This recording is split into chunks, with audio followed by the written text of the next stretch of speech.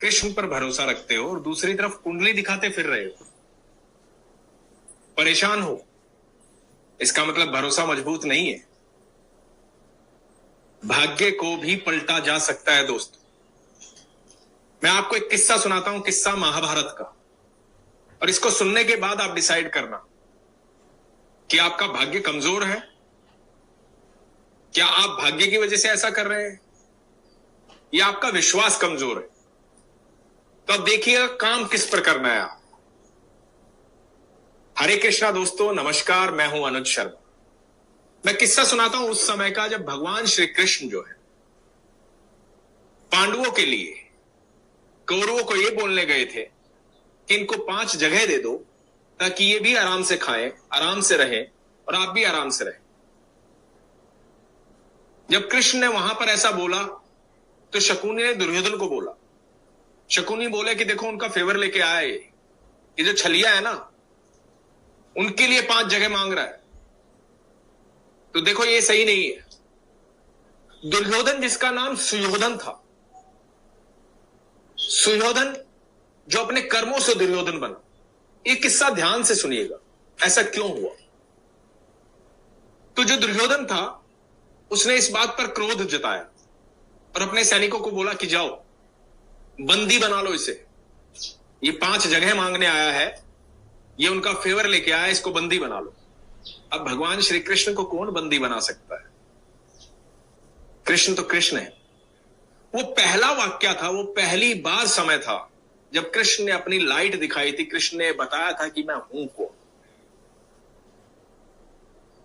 दोस्तों, कृष्ण को बंदी बनाना इतना आसान थोड़ी। कृष्ण चेतावनी देकर चले गए और इधर धृतराष्ट्र जो है इस चिंता में आ गए कि अब होगा क्या। तो दुर्योधन ने कहा कि होगा क्या, अब तो युद्ध होगा। तो धृतराष्ट्र ने अपने ज्योतिषी को बुलवाया। दोस्तों, ज्योतिषी आया। धृतराष्ट्र ने अपने ज्योतिषी से पूछा कि क्या होगा अब। आप यकीन मानना कि वो समय था जहां प्रखंड ज्योतिषी थे जो उड़ती चिड़िया के पंख पढ़ लेते थे। ऐसे महान ज्योतिषी, ऐसे महान पंडित उस समय थे। तो धृतराष्ट्र ने पूछा कि भैया बताओ क्या करें। ज्योतिषी ने कुंडली देखी सुयोधन की और कहा कि महाराज, सुयोधन की कुंडली में राजयोग है, इसे राजा बनने से कोई रोक ही नहीं सकता, ये तो निश्चित तौर पर राजा बनेंगे, आप युद्ध करो। और उस एक ज्योतिषी के कहने पर धृतराष्ट्र ने कहा कि ठीक है, तो युद्ध करो, मेरा सुयोधन ही राजा बनना चाहिए। दोस्तों, युद्ध शुरू हुआ। जब युद्ध शुरू हुआ तो आपको पता होगा कि 2 ही लोग युद्ध से बाहर थे। एक संजय जो सारा वृतांत युद्ध का सुना रहे थे धृतराष्ट्र को, और एक विदुर जिन्होंने युद्ध को त्याग दिया था। अब युद्ध शुरू हुआ तो कौरव निपटने लगे। पहले ही 3 दिन में काफी कौरव निपट गए। तो धृतराष्ट्र ने ज्योतिषी को बुलवाया। ज्योतिषी ने कहा कि ये क्या हो रहा है, तुम तो कह रहे थे कि सुयोधन राजा बनेगा, लेकिन ये पांडव भारी पड़ रहे हैं। तो ज्योतिषी ने कहा महाराज, परिणाम तो आने दीजिए, अभी तो युद्ध शुरू हुआ है, मैंने परिणाम की बात की थी। और परिणाम यह है कि सुयोधन जो है उसकी कुंडली में राजयोग है, वो राजा बनेगा ही बनेगा। और दोस्तों, 18 दिन के इस भीषण संग्राम के जब 10 दिन बीते तो धृतराष्ट्र घबरा गए, क्योंकि बहुत कौरव निपट चुके थे, कौरव सेना निपट चुकी थी।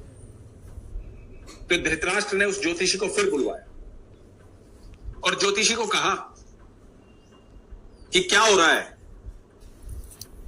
परिणाम तो आ ही जाएगा, लेकिन ये हो क्या रहा है। तो पता है ज्योतिषी ने क्या कहा?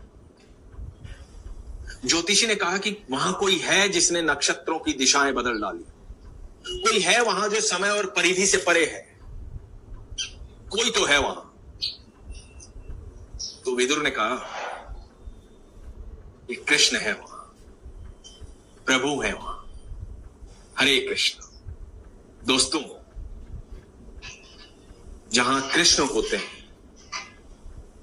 जहां ठाकुर होते हैं, वहां सारे नक्षत्र, सारी दिशाएं उनके कहने पर चलती हैं। तो कुंडली पर नहीं, अपने कृष्ण पर भरोसा रखो। यकीन मानना, जब आपके जीवन रूपी रथ को कृष्ण चलाएंगे तो महाभारत कितनी भी बड़ी हो, सामने वाले योद्धा कितने भी मजबूत हो, वो धराशायी हो जाएगा। वो सुयोधन दुर्योधन बना, उसकी कुंडली में राजयोग था, लेकिन उसका रास्ता धर्म का नहीं था, उसका रास्ता अच्छे कर्म का नहीं था। तो दोस्तों, वो कुंडली बदलने में पल भर लगा और उस ज्योतिषी ने कहा कि कोई है वहां जिसने नक्षत्रों की दिशाएं बदल डाली, कोई है वहां जो समय और परिधि से परे है। वो कृष्ण है, वो ठाकुर है। तो अपने विश्वास को अपने प्रभु पर मजबूत रखिए, अपने कर्म पर मजबूत रखिए। भाग्य को बुरा मत बोलिए, अपने कर्म पे भरोसा रखिए, अपने ईश्वर पर भरोसा रखिए। भाग्य तो यूं पलट जाएगा जब वो चाहेगा। हरे कृष्ण, हरे कृष्ण।